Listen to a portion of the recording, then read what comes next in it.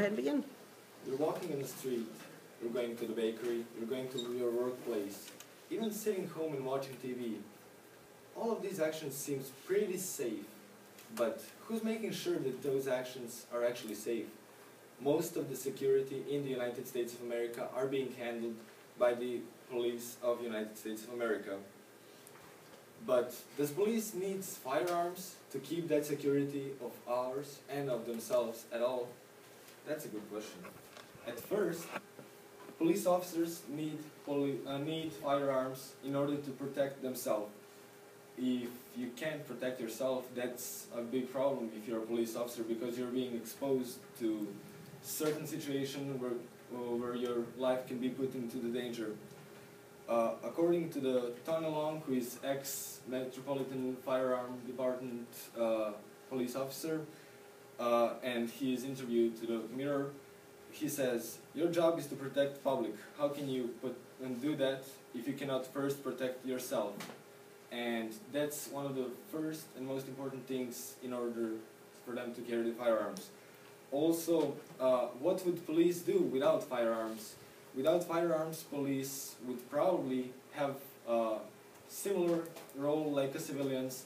If some danger comes out, they would have to take a cover and call for the backup, which is pretty much, you would agree, a situation what civilian would do exactly the same. And at the end, why are they getting trained? The United States of America are spending a lot of money on training their police officers in order to get them on the top level, so they can protect every single one of us. As we can see here,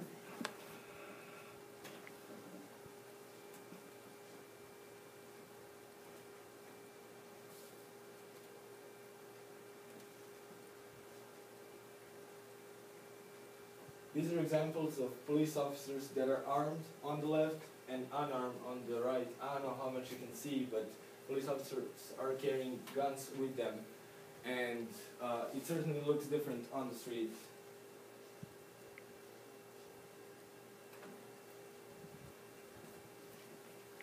But does the police officers without firearms exist anywhere in the world? The answer is yes, they exist in several countries like New Zealand, Great Britain, also Norway and Iceland have police that doesn't carry firearms. But what is the main difference between United States and these countries?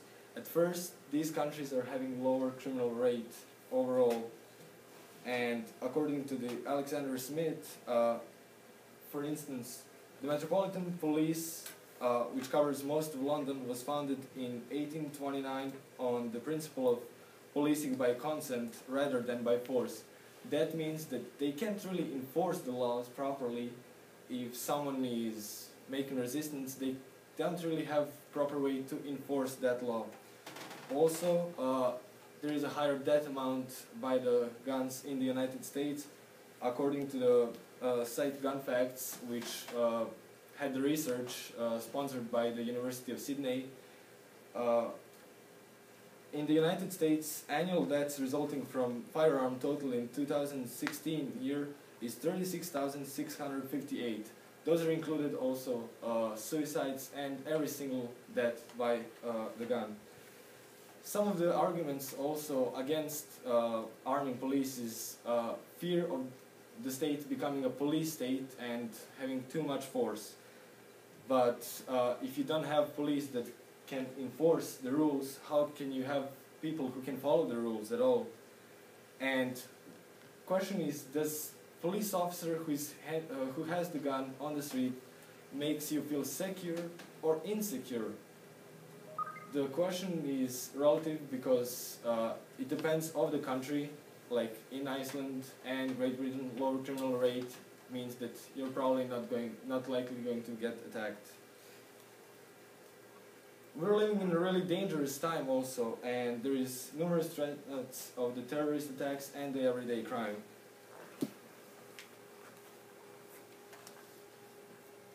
New Zealand police, which was mentioned as one that doesn't have firearms, also had a problem with that, and according to the Mark Prendergast, who is a police officer in New Zealand who was shot on his duty, He said, "But I believe the New Zealand policing environment has reached the point where unfortunately we need to be armed," which clearly states that even the police officers who doesn't have firearms and they're in an environment like that are feeling certain insecure on their duty, and even they are thinking about bringing the firearms back to the police officers, especially in the New Zealand.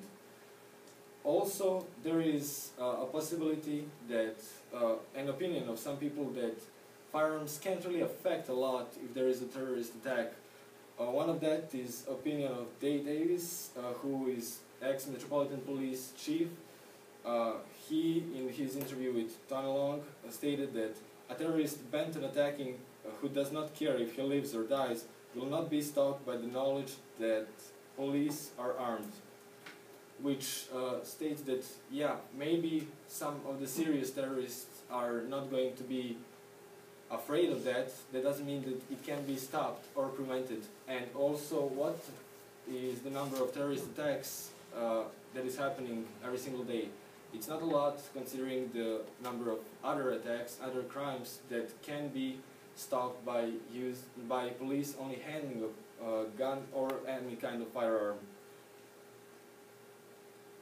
Also, a little bit, United States of America as a country have a little bit more need to have firearms and to have their police officers armed. So in the end, I think that all of us should be really grateful that we are having someone who's putting their life every single day in order to protect our life, who is always in danger, who is protecting those dangerous streets in this dangerous time only for us.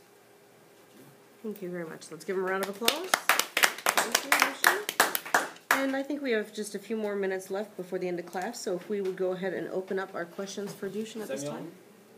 What type of guns are the police allowed to have? Well, it depends on the country. Most used guns are Glock type, that is manufactured in Austria mostly. So depends on the country, depends the selection of the guns. It all can be basically different. Why, Julian? In your personal opinion, do you think lethal or non-lethal firearms are better? Excuse me, I'm not familiar with lethal term. Oh, like deadly. Deadly. Well, police of Great Britain, New Zealand, Norway, they're not having firearms, and it's hard to say that there is non-lethal firearm, but like they're having tasers and other stuff that can prevent the crime. That are not firearms, but it won't stop. Like terrorist attack is hard to prevent without firearm, and some other attacks. So in my opinion, I think it should be used lethal. Rebecca? How do you think police should be armed? What weapons? What weapons? Well, depends on the police department, because like every single police department have their jurisdiction, so depends what kind of weapon do they need and is suitable for their job. Everyday police that you're seeing on the streets should have something like Glock probably, because they're harder to face, like some bigger problem. Elijah? In the U.S. specifically, do you think it should be a state decision or like a government decision on whether or not the police should carry? Well, in my opinion, it should be a government decision, because it should be all nation, and it should show the unity of the whole nation, that they all have the same thing, because it's all American police basically. And for instance, if you don't have armed police in California and you have it in Missouri, terrorists may be more likely to attack in California or other attackers, so it could diverse in the crime rates between the countries, between the states, sorry. We'll do last question. How do you feel about police using retired military weapons or vehicles? Retired military weapons? Well, if they're in good condition and in good shape, then probably, yeah, I'm okay with that. As long as they're secure and as long as their usage is necessary, if they're not being overused or used in inappropriate way, then it's fine for me. All right, let's go ahead and give Dusan a round of applause. Thank you very much, Dusan.